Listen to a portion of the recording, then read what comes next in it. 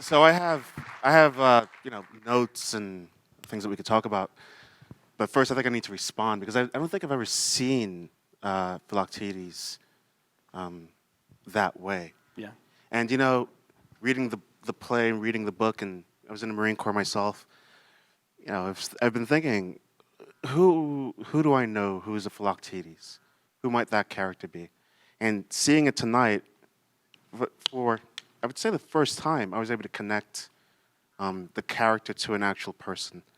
And it was when I was working in the city. I worked at UBS, Swiss Bank, and one of my employees, Vietnam vet, he, very much reminded me of this. He was suffering, and he had a lot of trouble with the VA.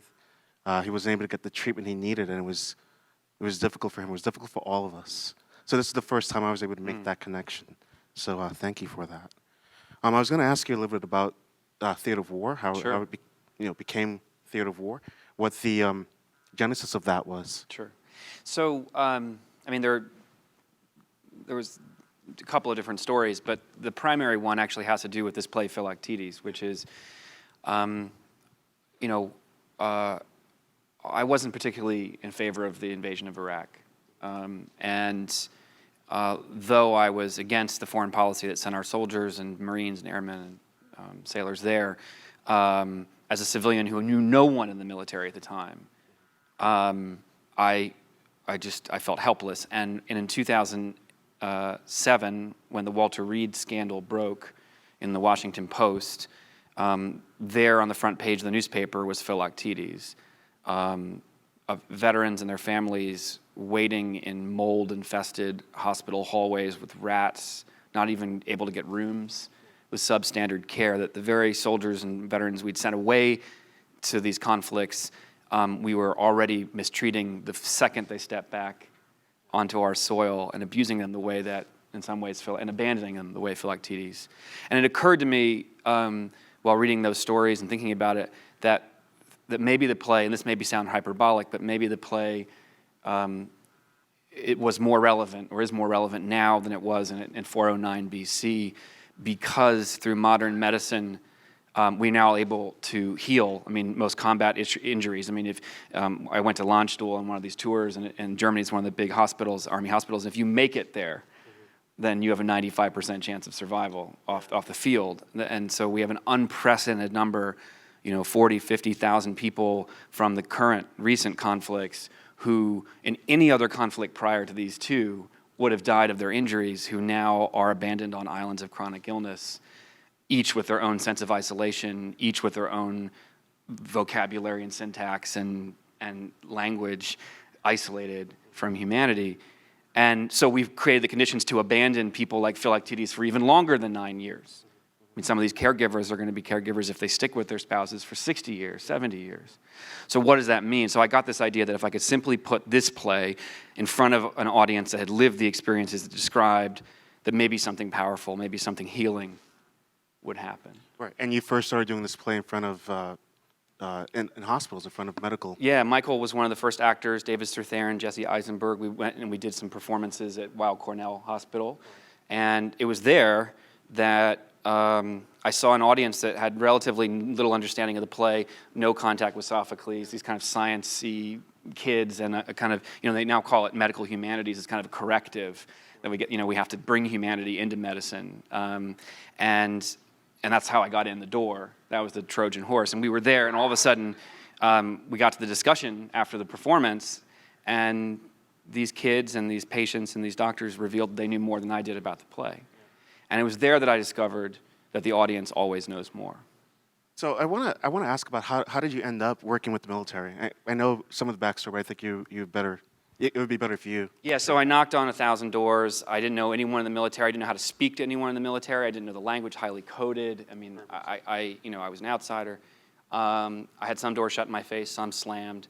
And I was working in this building or across the street. I was working here at Scholastic, and slipping away from my desk to occasionally get a call in, And finally, I was really about to give up in January of 2008 when there was an investigative report in the New York Times called War Torn, which is kind of a controversial piece. It was about all the violence that was coming back to our shores from Iraq and Afghanistan. It was about murders. It was about homicides and suicides. It was about spouses and children who were dying. It was about soldiers who were killing each other after conflict.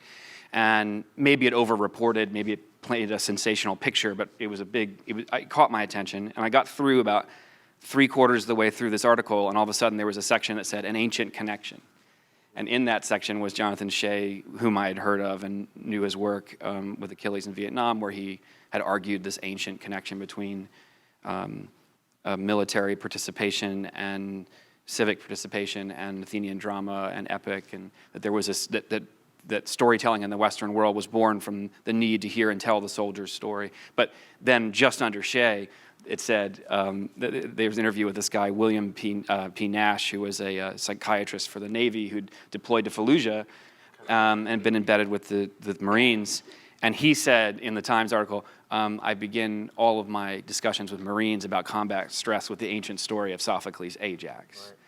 And then I just started emailing and calling, and 24 hours later I heard back from him, and he said, I don't know about a military base, but how about 400 Marines and their spouses in a Hyatt ballroom in San Diego for a conference on PTSD, and that was how we got our start. Right. I'm curious about the conference. I mean, I've read it in the book. There was it was somewhat contentious, right? It was very generals contentious. Were there. Generals' wives were there. Generals' wives were there, but the enlisted Marines were there as well. And now the guy who's the command sergeant major in the Marine Corps, Ronald Green, he was there. I mean, every rank, every sort of file, and they chose between free tickets to a Padres game. As part of this conference, an ancient Greek dinner theater. Out of 700 people, we got 400, which is huge. And there was a bar and a buffet in the back of the room, and the bar certainly helped with the discussion. It was helped that night. And we just went for broke. We did 6 scenes from 2 plays, the Philoctetes and Ajax. And you could have heard a pin drop, and the microphone, I mean, the cell phones all went away, and the people in the audience leaned forward in their seats and did what in the military is called locking on. They stared at the stage with a preternatural level of attention, and I'd never seen in the theater or the commercial or nonprofit theater. And then afterwards, they jumped to their feet and gave us rousing standing ovation. And I thought, well, maybe they're just really polite. I mean, It's the military. It's the military, right? But people were wiping away tears, and there were people taking it in, and spouses clenching their spouses' hands, and then we invited 3 people to come up to respond. People with skin in the game, people who we knew were at the conference, and one of the first people to speak was a military spouse, and she said, My name is Marshall. My husband went away 4 times to war, and he's a Navy SEAL. And my son is a Marine. And each time my husband went away, he came back dragging invisible bodies into our house. And this is in reference to Ajax. Do we know Ajax in the room? Are we familiar with that play? You want to describe? In a nutshell, it's about a great warrior who, in the 9th year of the Trojan War, comes unglued when he loses his best friend Achilles. Feels he's been betrayed by his commanding officers when they give his Achilles armor to Odysseus, and then ultimately goes berserk and tries to kill his commanding officers in a fit of rage, wakes up from that and realizes he's actually killed animals instead, and then covered in blood and covered in shame, takes his own life against the pleading of his family and his wife. And it's a play that also could have been ripped from the headlines in 2007, 2008, when our suicide rates in the military spiked. And if everyone is familiar, there is this number that is pretty common now. People talk about it, 22 a day. Veterans commit suicide in this country. So the title for tonight's performance is using Sophocles to talk about PTSD. Treat PTSD, which I'm very uncomfortable with as a title, because we don't characterize theater of war as therapy. But I'm curious. Tonight, what we saw, I'm not sure if I saw PTSD or if I saw the other thing that we talk about, moral injury. Yeah. And I was sitting here watching Neoptolemus, and I mean, how could you leave? How could you walk away from Philoctetes pleading and begging, even though you have orders? How could you do that? Yeah. Right? I mean, even though every second that passes, more men are dying on the battlefront. If you really had the full picture. And many of the audience in the ancient worlds, the play would have been performed for as many as 17,000 people, many of them citizen soldiers, in a century in which the Athenians saw nearly 80 years of war, they would have known the cost of waiting for this thing to play out. More men were dying. Neoptolemus certainly didn't. But it is about teleological ethics. It's about the good of the one versus the good of the many, and it's about what do we value. And at its core, there's a theory that Greek tragedy was a form of training for young people, ephebes, late adolescents who were matriculating into both the military and into civic participation, like Neoptolemus, and that they're thrust into these ethically impossible situations for which there are no right answers, and by which they will be haunted for the rest of their lives, no matter what they decide, as a way of preparing them for what it means to be an adult. And I get the sense that, for Neoptolemus, this is baptism by fire. Absolutely. In that scene especially. Yeah, there is no right answer. We are probably right at time. Time till we go out to the audience. To go out to the audience. Terrific. Yeah, I mean, that happened very quickly. It did, yeah, no, we could have talked. We could have, I mean, there's so well, much we can to talk continue about. to riff. It's fine, yeah. I mean, we can go out to them and then we can come back to we'll ourselves. come back. Yeah. We have the mics. I know. I wanted to. There's a question that you use in the performances that I want to borrow for tonight. Yeah. But before we do that, I do want to read something from the play itself. So it's the introduction. Yeah. So, after a reading of Sophocles, Philoctetes from members of the Warrior Transition Unit at Fort Stewart, Georgia, a soldier came forward and stood by the stage. His eyes were red and swollen, and his hands trembled. He was choking back emotion, barely hanging on. Quote, "For a while now," he said, "I have been separated from my unit, the guys I fought alongside downrange. Being separated from your unit is like being stripped of your humanity. I think Sophocles wrote these plays to bring soldiers together, to restore their humanity." He leaned closer and made a broad, sweeping gesture. "Without our humanity, none of this means anything." So I want to ask you that question. This is the first question we'll engage with tonight. Why do you think Sophocles wrote this play? Now, in every audience, no matter how big or small, there's always one extremely kind person. Usually the most attractive person in the room. Often the most intelligent, who puts us all out of the long and awkward misery of an interminable silence. So Maurice and I will wait until that incredibly intelligent, attractive, remarkable person takes on this question of why you think Sophocles wrote this play and staged it for his community in a century that saw nearly 80 years of war. What was he trying to say? What was his objective? What was he up to? Keep in mind, Sophocles himself was also a general, have fought. I imagine being a general, he probably sent a lot of people to combat, probably saw a lot of it himself. He's responsible for a lot of death himself, I would imagine. Why would he have written a play like this?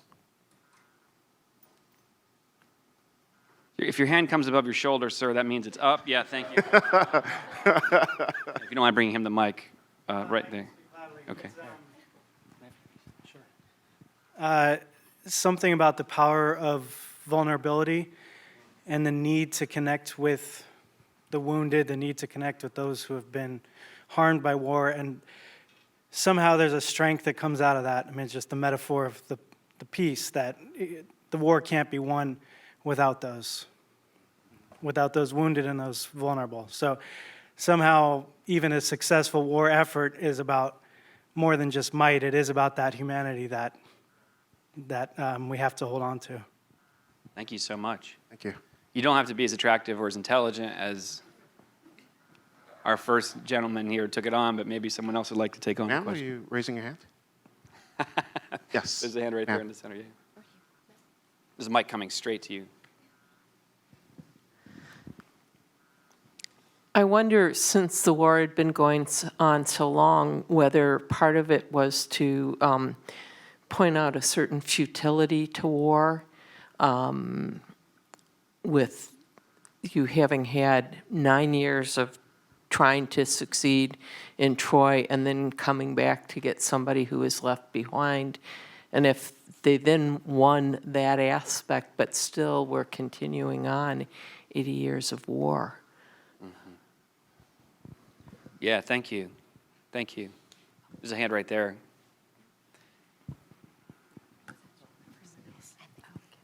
Hi. Yeah, I mean, I would suggest that it's, something to do with the sort of healing power of communication, or publicity, if you will. That in fact, You say the last word. I'm sorry, I didn't hear you. publicity, the idea of bringing something out into the open air and having a kind of community that's oriented to listening, start a process of bringing out these kind of deeply painful, repressed wounds.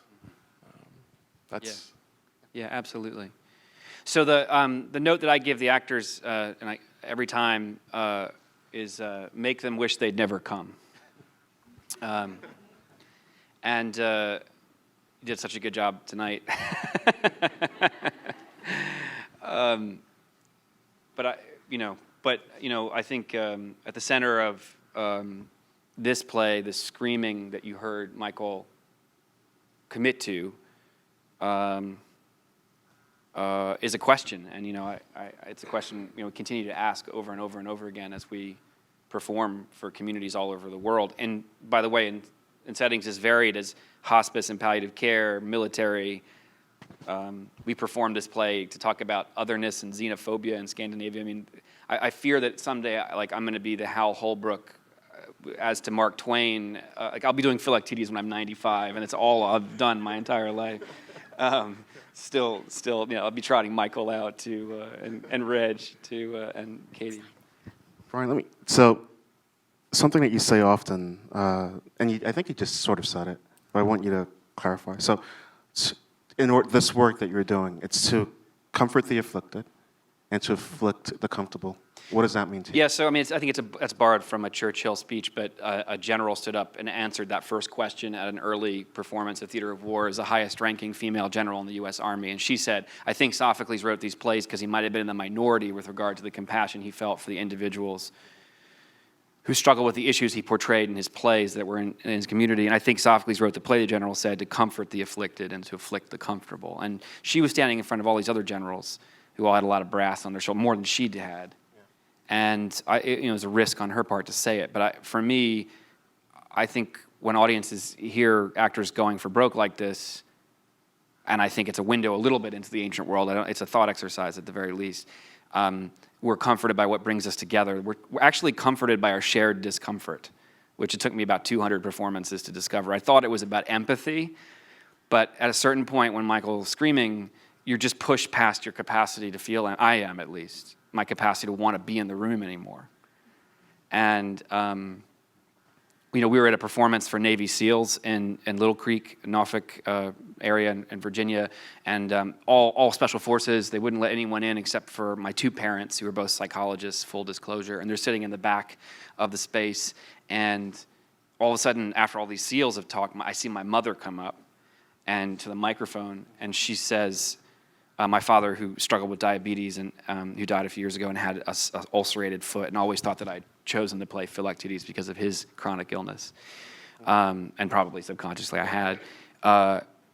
With my father next to him, she stands up and says in front of this community, "I think Sophocles wrote the play and had the character screaming so much because he wanted people to understand why they left him on the island, why they left Philoctetes." And I thought, oh my God, Mom, this is... But then,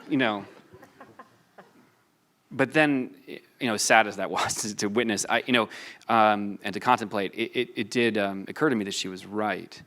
That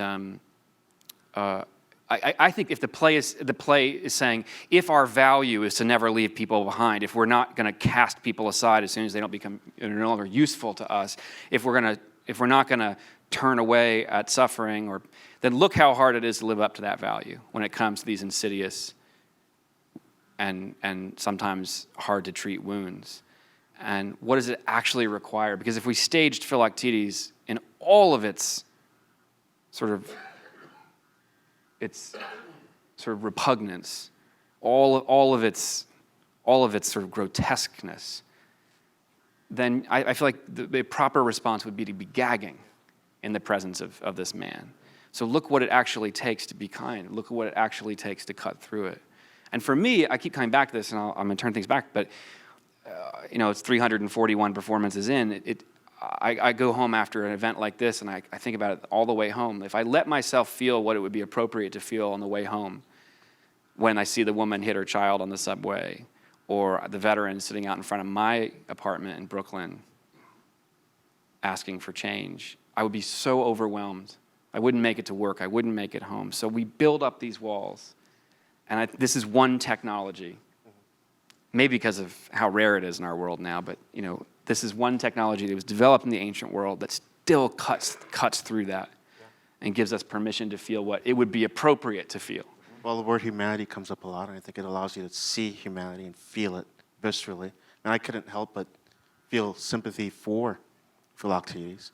I mean, I was in the Marine Corps. You take orders, you follow them through, and you execute, right? But I don't know. That would have been a difficult one to follow all the way through, to deceive him that way. I completely understand the turmoil that Neoptolemus was in. Yeah.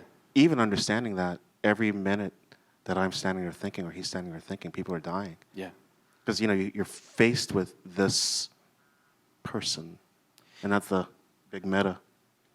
Yeah, absolutely. Someone said something really, it was a little bit cutting, but it struck me as true after a performance. We did the performance at the Guggenheim recently, and the scholar came from England, and he said that watching the play, it dawned upon him that this is how war criminals were made.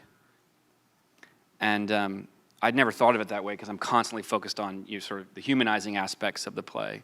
But what about the dehumanizing aspects of this young man who's never lied before, who's been taught a series of values, who then goes in and is commanded to do something that goes against the grain of his moral compass, goes halfway, can't go through with it, and then finds himself totally conflicted. He's betrayed his own values and himself. He's betrayed the people around him. And then a month later, they're burning down Troy.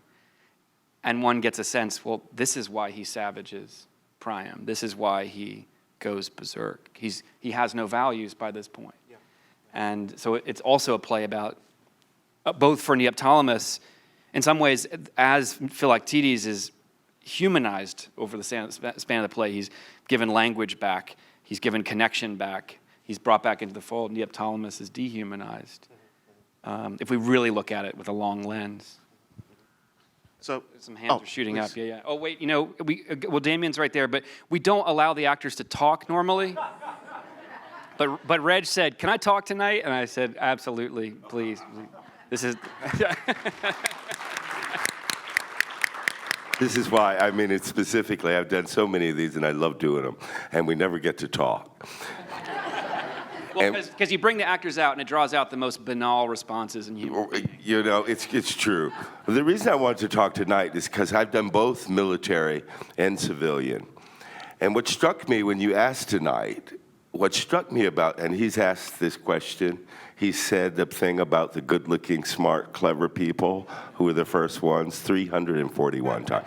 But Get me off this hamster wheel, yeah. But what's interesting, tonight it really hit me because this is a civilian audience. In the time that Sophocles wrote this play, everybody in the audience was intimately involved with the war, intimately. And now we live in a time when only 4.5% of our population has been involved in these long, long years of war. So it's a whole different dynamic of why Sophocles wrote a play for a community that was intimately involved in the war, than for our society now, which we go to the mall, while people are at war. So I think he wrote the play as about forgiveness, the righteous forgiveness, the righteous anger that Philoctetes feels for being betrayed and being left alone and being abandoned, the forgiveness that Odysseus has to have for himself for abandoning him. He's angry at him for being wounded. He's angry at the gods for wounding the man who has the most powerful weapon in the world, the hydrogen bomb, the atomic bomb, any kind of chemical warfare. The man has it in his hands, and he's not giving it away, and he wants to kill everybody. So everybody has some sort of forgiveness. Neoptolemus doesn't forgive himself ever and becomes a monster. The monster slayer becomes a monster like in a lot of the Greek myths. So it's really about what are we willing to forgive? What do we really want? Do we really want to look at ourselves and see where we've fallen short and to come up with the brains, the soul to say, I forgive myself, I forgive you, you wronged me, I forgive you. And it's not just about the military, it's racism, can come up, The righteous anger black people feel, you got to let that go. You got to forgive them people for slavery. You got to forgive them. You got to forgive them police for killing. You got to forgive that man for throwing that girl across the room because it's just going to put you on an island. So that's basically the first time I get to speak. Yeah.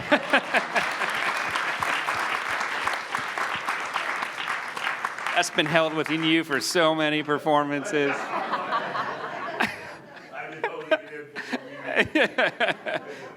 Reg also was an Army brat, and we took him back to Okinawa where he grew up, and we got off the plane, and he just tears streaming down his eyes as we performed near the fields where he played baseball as a child in the 60s. And it's weird.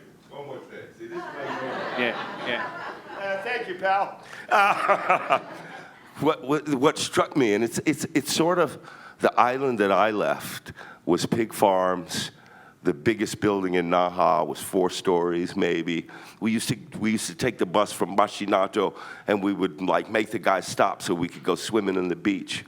At the place where we would go swimming is now this thing called American Village. Skyscrapers, gambling. It was the island I left was not the island I returned to, and it was so profoundly sad to me. But then we found this rest. We went off the base. We were staying on this Marine base.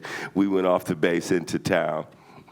And of course, we spoke no Japanese. And so the guy dropped us off in this neighborhood. And literally, there's nothing.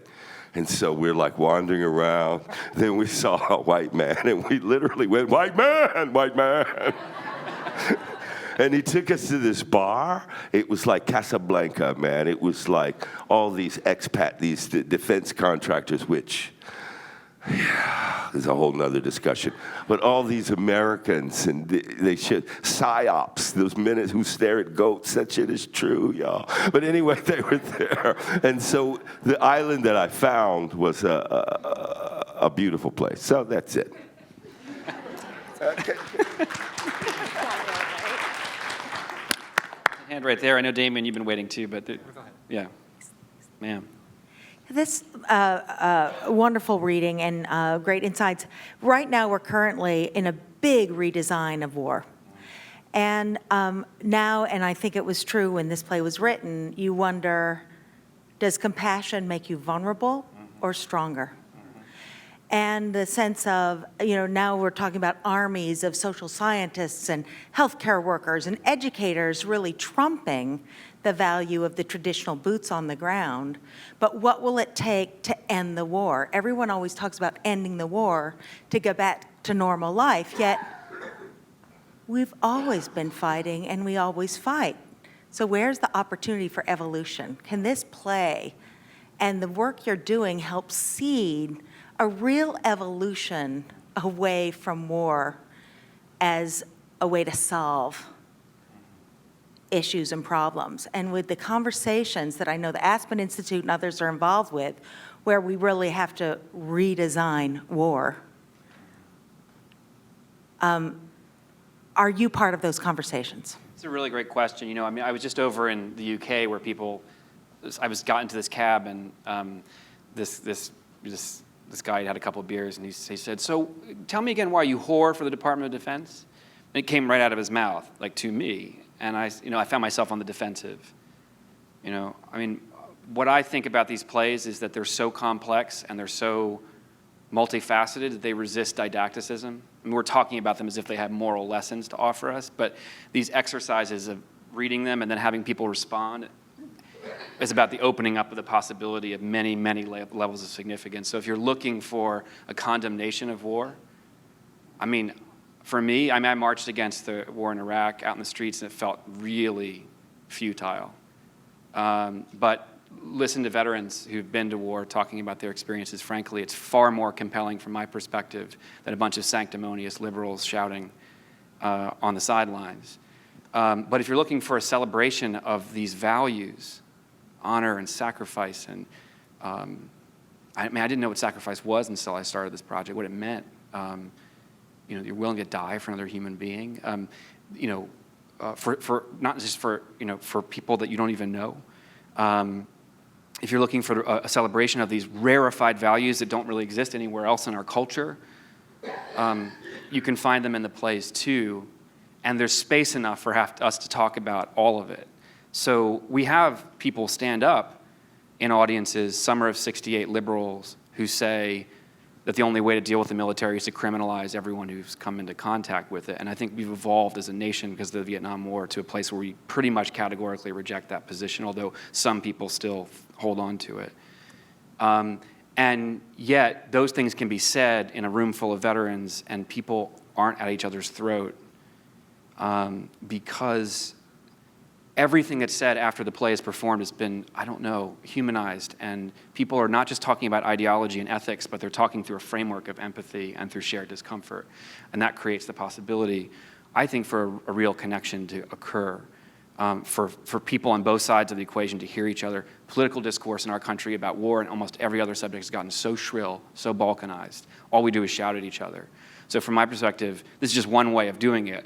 But maybe if we started with a portrayal of human suffering first, let's talk about immigration, but let's have the discussion after we've had a portrayal of human suffering.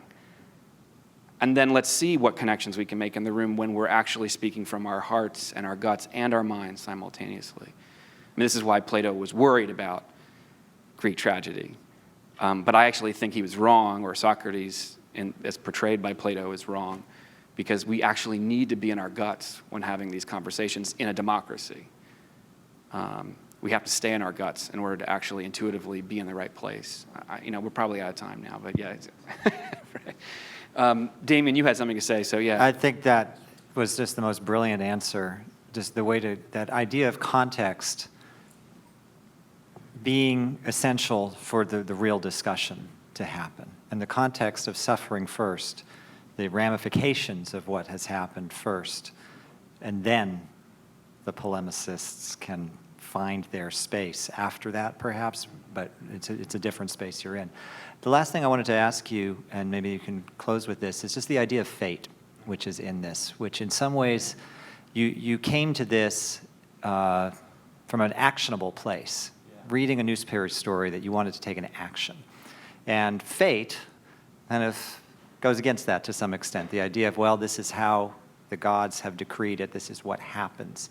And how do you wrestle with that personally? I mean, you've touched on that even a little bit, talking about your ride home, but... I talk about this at length in the book, so we haven't covered even a fraction of what's in the book, so please buy the book.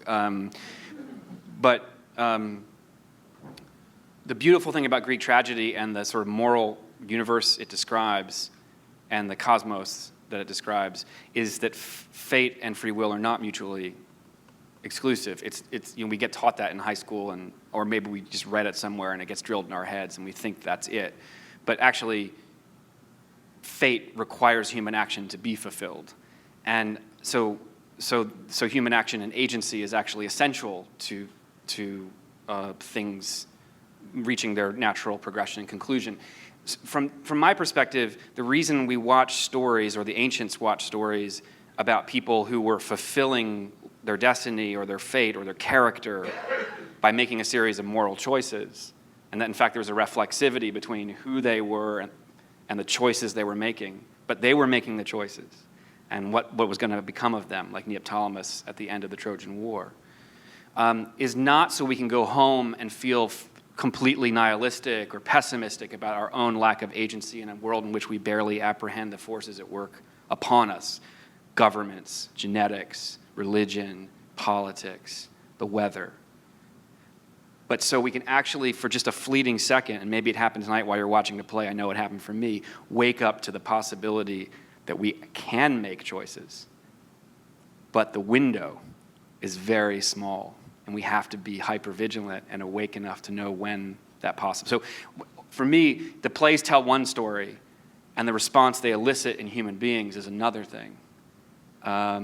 And the other thing is that I used to think that tragedy was this great sort of expression of grief and sorrow and pessimism and a common sort of collective scream. But the most common response I hear to why did Sophocles write this play, I heard it on a military base in Germany for the first time. A junior enlisted soldier raised his hand. He said, "I think Sophocles wrote the play to boost morale." What's morale boosting about watching someone suffer in this way? And before I could finish asking the question, the man shot back, "Because it's the truth. And because we're all sitting here acknowledging it together." For me, that was a huge revelation. I was a civilian. I thought I knew what Greek tragedy was about. And this young 19-year-old who deployed to Iraq or Afghanistan taught me more than I'd ever read in a book, that it could be joyful, it could bring hope, connection, cohesion, to face some of the darkest aspects of our humanity as a community. And that may be, what tragedy was about and why it still works in the context and we perform it. People say, "Are you going to re-traumatize people?" What I see night after night is a palpable sense of relief to discover that you are not alone.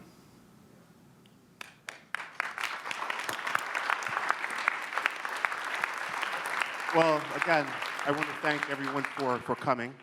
Thank our actors again. Thank Bryan. Thank you, Aspen Institute.